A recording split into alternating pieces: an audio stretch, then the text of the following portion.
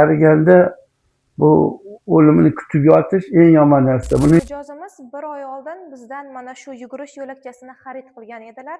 Endi bugun ikkinchi xaridlari bo'lganligi uchun uylariga borib fikrlarini bilishga qaror qildik.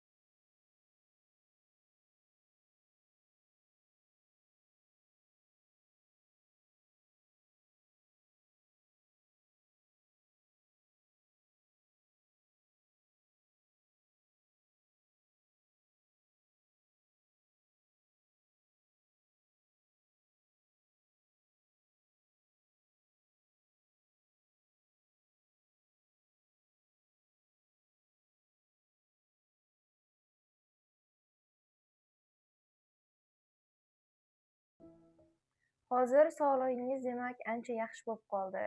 inshaalloh Bizning mahsulotimizdan ko'nglingiz to'q, kamchiliklar yo'q, to'g'rimi? man bunga anaqa qilaman.